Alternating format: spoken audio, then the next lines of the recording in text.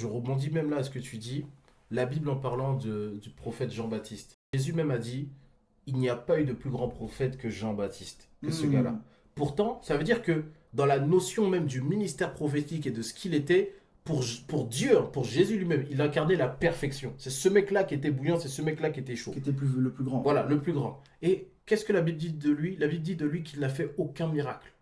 Ça veut dire que ce n'est même pas les œuvres spirituelles, surnaturelles, tu pries, il y a un miracle qui définissent que tu es bouillant et que tu es grand. Waouh. C'est même pas ça qui C'est le vrai. définit. Il n'a fait aucun miracle.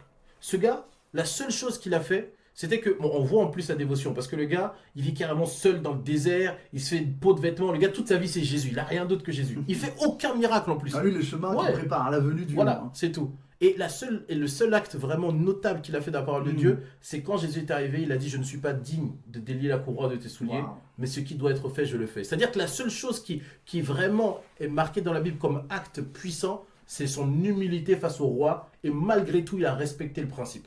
Waouh. C'est juste ça. Et sa dévotion qui lui ont permis de dire que c'est le plus grand de tous. Là, le Seigneur est en train de nous donner un message fort. Et là, on s'adresse plutôt même aux ministres de l'Évangile. Et ceux sûr. qui aspirent même au miracle. C'est que le miracle n'est pas le signe d'une dévotion et d'être bouillant. Et Le miracle n'est pas forcément le signe que devant le Seigneur, tu es quelqu'un ou que tu es grand. Dieu peut t'appeler à un ministère et peut-être ça a l'air fou, mais Dieu peut aussi permettre que tu ne fasses pas de miracle. Et pourtant, dans la parole et dans l'enseignement, les vies sont transformées. le plus gros problème, c'est de définir que ce n'est uniquement ces choses-là qui te déterminent comme étant bouillant. C'est ça. Et donc, du coup, on en arrive après à dire aux gens presque, en gros, tu devrais rester chez toi enfermé et prier tout le temps. Ouais, Tu devrais jeûner ouais. tout le temps. Tu devrais lire la Bible tout le temps. Mais ce qu'il faut savoir, c'est que prier longtemps, lire la parole en études, en long, en large, en travers, pratiquer des jeûnes de fous, comme on pourrait dire, ah, tu jeûnes très très Ouais. longtemps.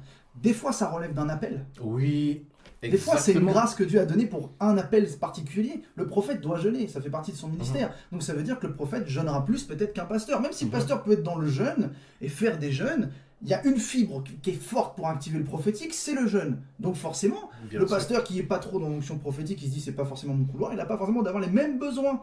Mais est-ce qu'il est forcément plus tiède parce qu'il jeûne moins qu'un prophète? Pas du tout.